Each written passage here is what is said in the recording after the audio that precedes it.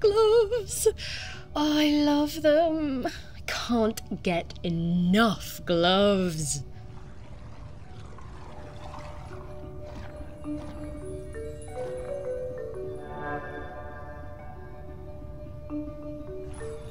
I stole farmer's glove.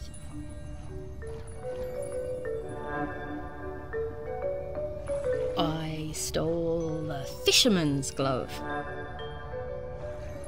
I saw that girl out in my woods, riding that strange bumpy beast around again. She really seemed to love that awful creature. This was an opportunity I wasn't going to miss.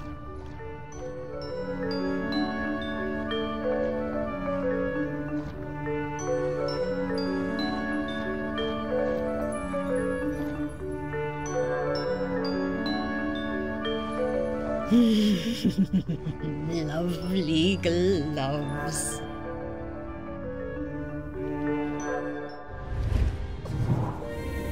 I always did suspect there might be something in those rumours about camels on the island. All that time, and Val never let on. Bless you, Val.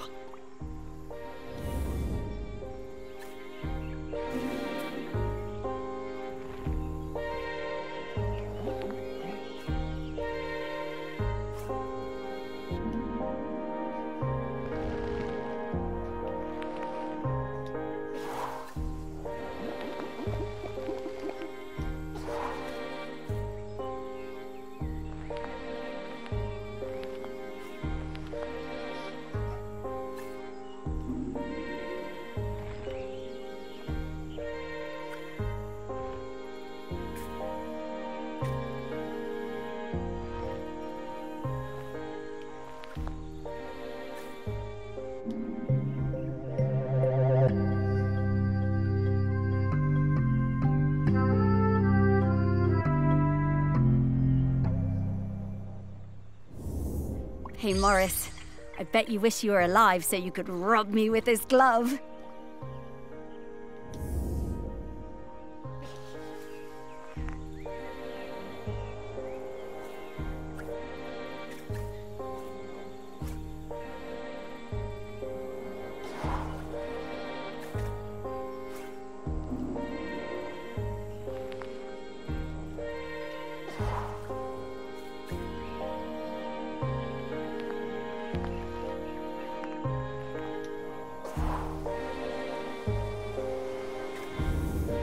Getting the scent of Grenkins again, Morris. I'll pop up to let you know when we're close to one.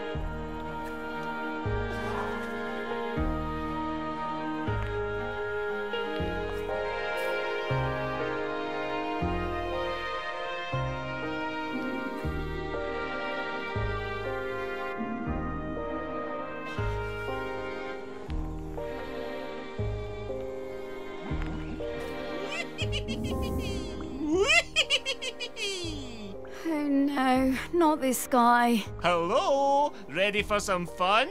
Oh, hello. I'm Mr. Whitstable. Welcome to Mr. Whitstable's riddle game.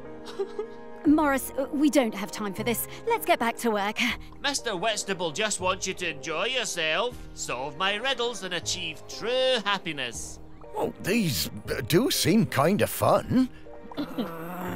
Whatever, Morris. Oh, Sparky. Okay, Mr. Whitstable, what do I have to do? Hooray! Just select one of my fiendish riddles, then go off and find the object it's referring to. Easy. Well, actually, they're really hard.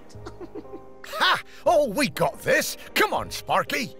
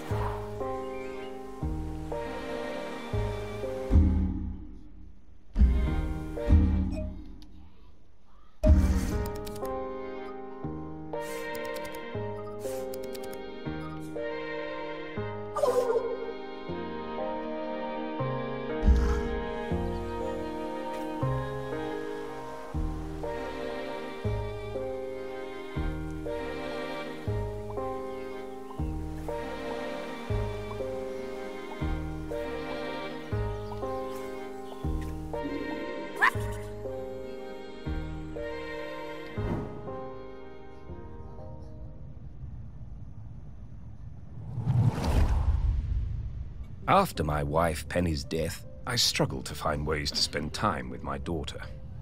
It had hit us both hard, but, you know, stiff upper lip and all that. I always found it best to keep busy.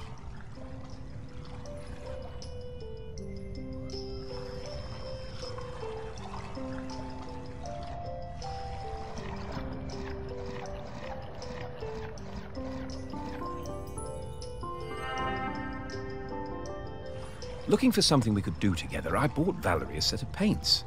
But she never even opened them. I was cross at first, but asked myself, what would Penny do? So I decided to let it go. Then one day I managed to talk her into coming into the park with me to paint some of the nature she loves so much. She wasn't very enthusiastic, but agreed to give it a try. It was a disaster. Valerie simply didn't have the temperament for painting. She had a huge, silly tantrum and threw all the paints away.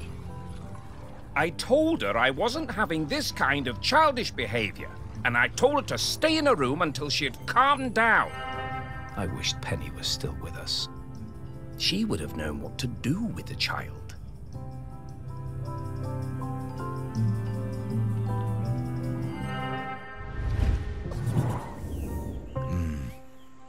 Very hard, that, to lose a parent. Was never gonna be easy after her mum died, but he always did seem distracted with his fancy art projects.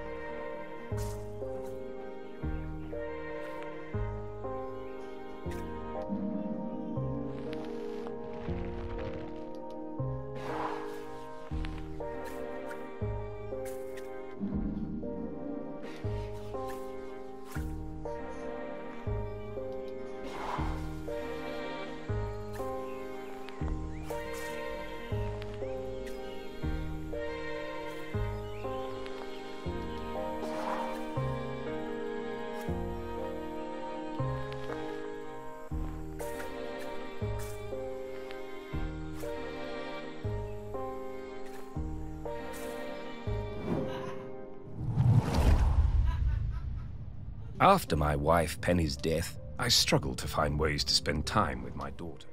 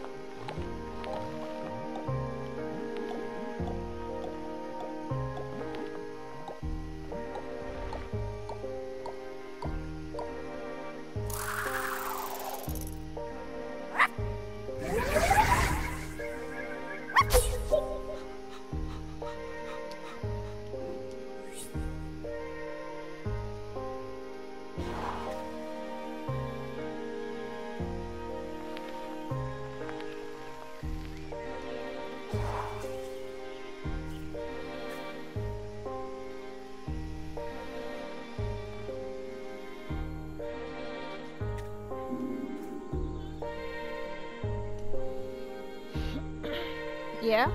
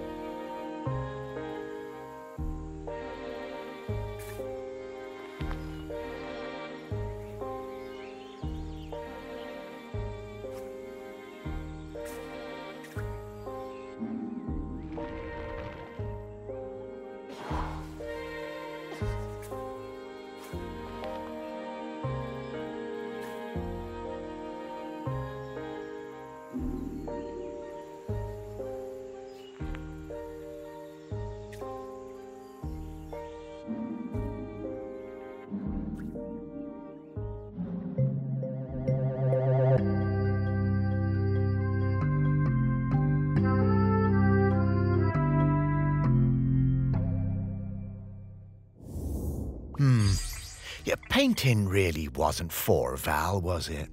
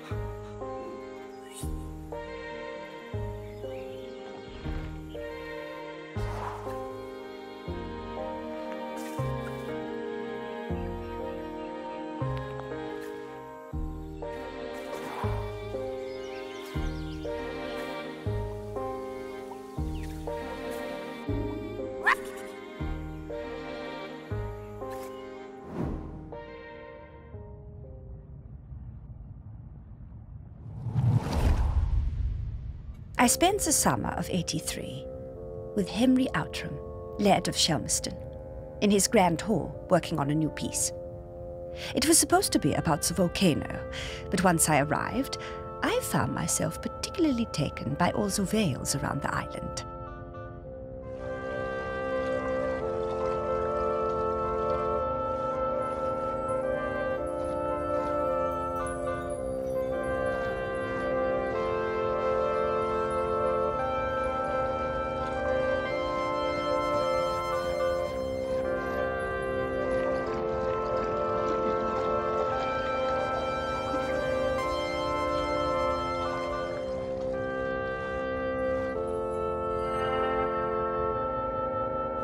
Henry was a delightful host, always excited to have us bright young artists around, and always ready with a charming question or a fortifying glass of something.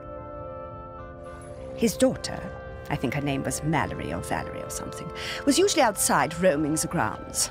Henry said she was discovering herself and learning self-reliance through independent play. She seemed feral to me. One day, I came across the perfect finishing touch to my sculptural masterpiece, but it turned out to belong to the wretched child. I tried to explain to her why I needed it, but she snatched it away and walked off. I went to Henry, thinking he could make her give me the boat, but to my astonishment, Henry told me it was up to her if she wanted to give it to me. Henry called his daughter and we all talked about it. When Henry suggested that maybe I could buy the boat, her little eyes lit up. It cost me £200 for that little wooden boat, but it was worth it.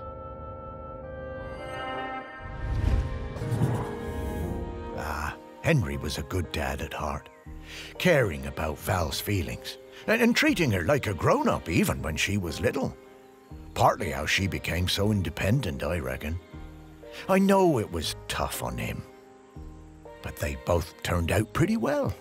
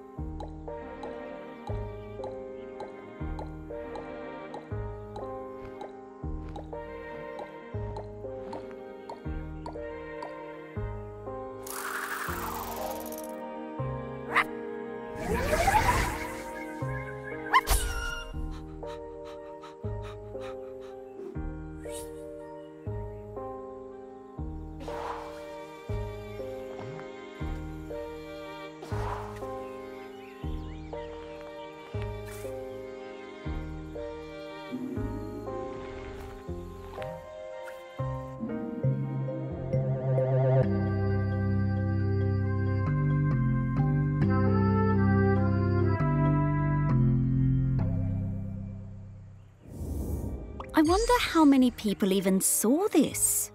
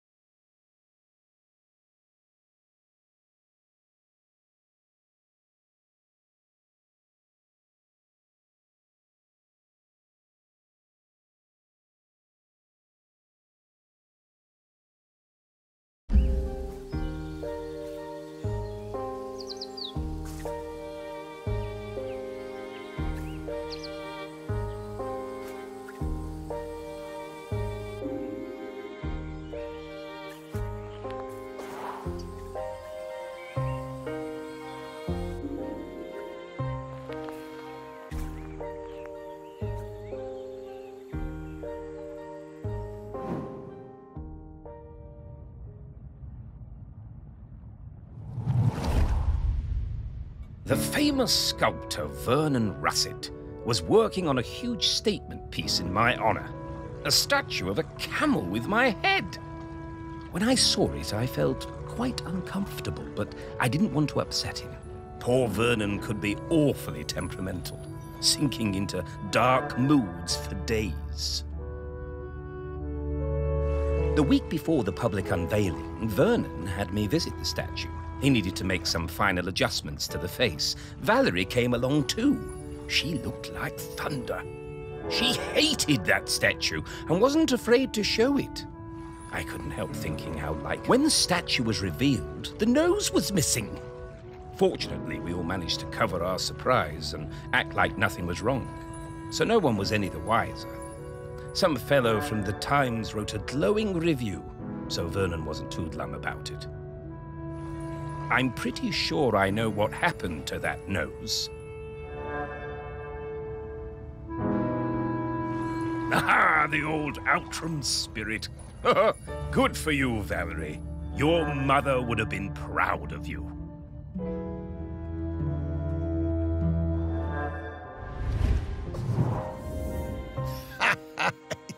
Yeah, Val told me about this. She had a whole speech prepared in case they figured out it was her who cut that nose off. But she never even needed it.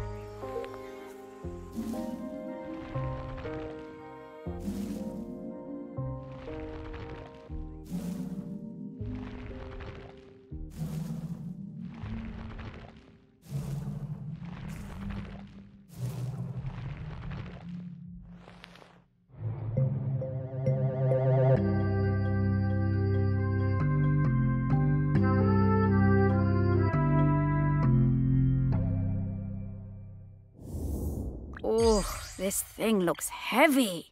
I'm surprised Val was able to even lift it.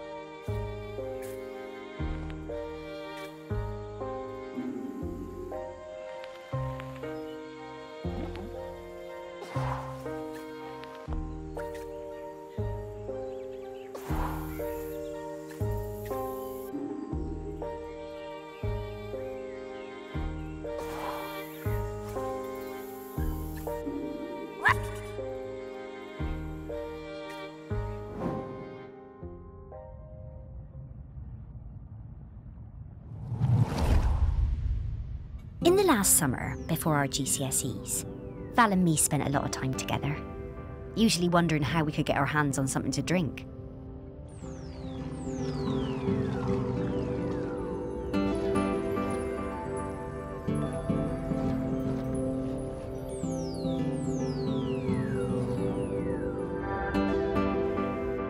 No one on this stupid little island would serve us, though.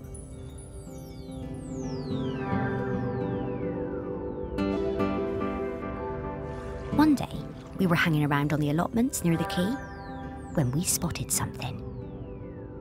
And so, later that night,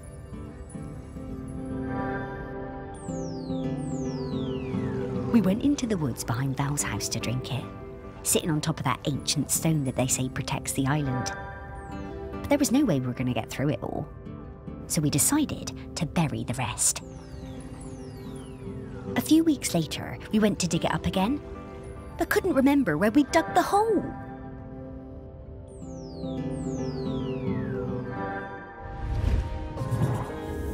There is so much of our history buried on this island. Stories everywhere, right under your feet.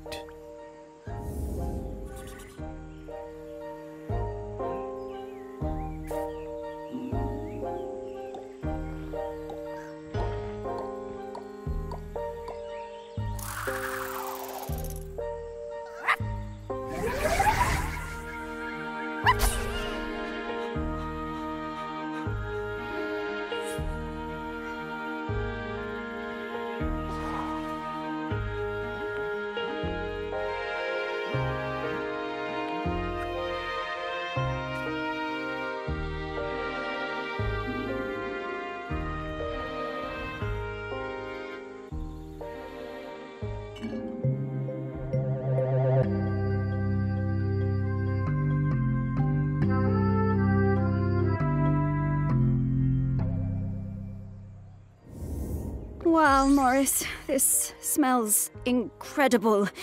I'm getting scallops, I'm getting peaty bogs, I'm getting roast lamb. Woof!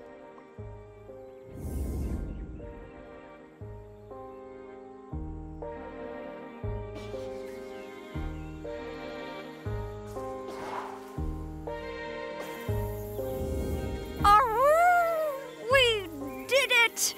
Oh, yes! I know what Val smells like now. Her signal is wafting through to me very clearly. Time to fly.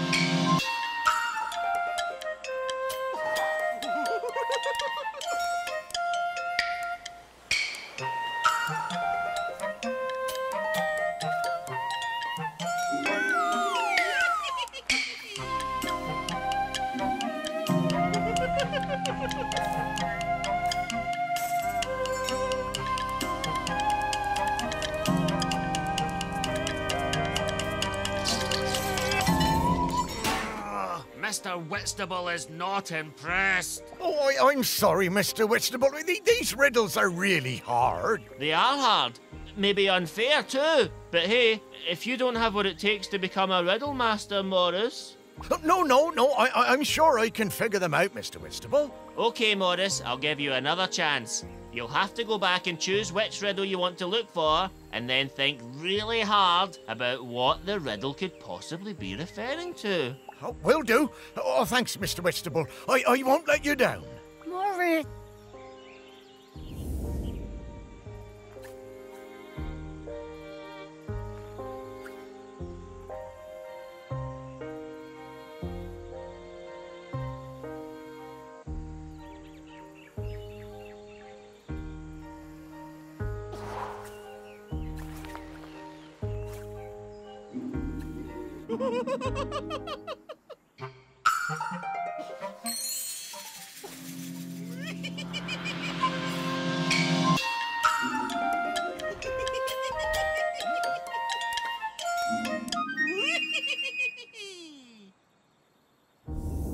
Ah, yes, you solved it!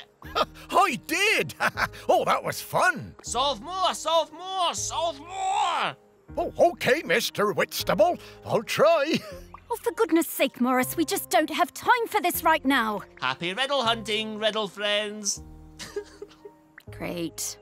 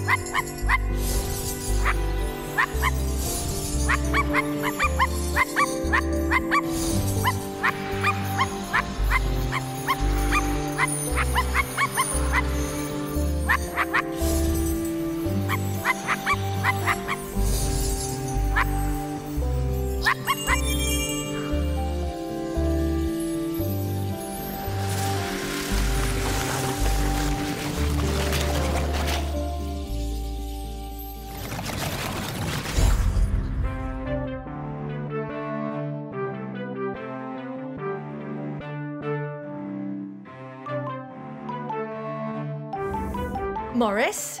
Morris Lupton? Is that really you? And Sparky? Val! Oh, it's so good to see you again. You too. You're looking very, Dead? yeah. But quite good, considering. Hello, Val. And Sparky talks now. Death certainly has been strange. What brings you by? Well, we're trying to find a replacement custodian. You've surely seen the volcano. Oh, yes. Poor Aggie. Must be very tired. Aggie? Aggie is the current custodian. Oh, well, then, yes. We were hoping you might replace Aggie. Oh, Morris. That's some ask. Oh, you can do it, Val. I'm flattered, but those are enormous shoes to fill. And I'm not like you, Morris. I don't love this town like you do. And if I'm being honest, I can't abide all those arty types and mainlanders tromping around. I can't speak for them. This job isn't for me. Oh, well, I'm sorry to hear that, Val. But, well, I understand. Thank you. It's been so nice to see you again. You too, Val.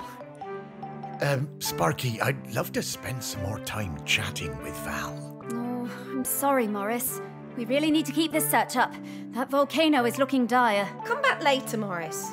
I'll be here. Oh, well, all right, Val. I'll find you later. Goodbye.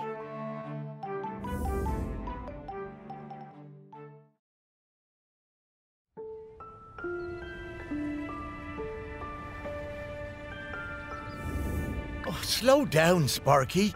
I need to get some things straight. No time, Morris. We need to find the next prospect. Well, it's just that I don't quite understand what we're doing. We're looking for the custodian. Well, I get that bit, Sparky, but what does the custodian have to do exactly? Oh, well, it's hard to explain with your human words, but, the custodian kind of mingles with the island, becomes a part of it. A part of the rock, the volcano? Yes, the rock, and the sea, and the animals and plants. The custodian becomes a part of all of these things. It becomes part of the island spirit. And you give up being a ghost? Yeah. Well, a walking around talking kind of ghost. Stop being someone who can go into the West. It's quite a sacrifice. Oh, wow. Oh, no wonder Val doesn't want to fill those shoes. Aggie must be a legend. Well, she really is. I always thought there were those folks destined to be mayors and, I suppose, custodians. And then there are people like me and Val, destined for smaller lives. Oh, what? Small? Morris, your heart is as big as the island. Everyone knows that. I suppose I'm more like one of those island oddities in the museum. Yeah, and they were always the visitors' favourites. Now, we need to move on. Next up is Ogden Beckett, in the Old Town. Ogden it is. I'm right behind you, Sparky.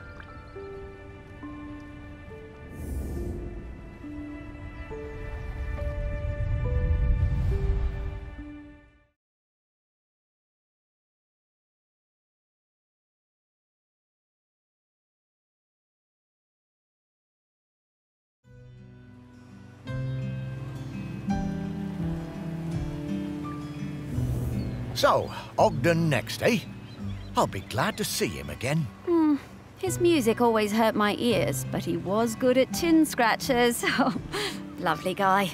Oh, look, the ferry's coming in. There'll be loads of tourists all over this quayside soon. Well, I suppose they won't get in our way much anymore, eh, girl?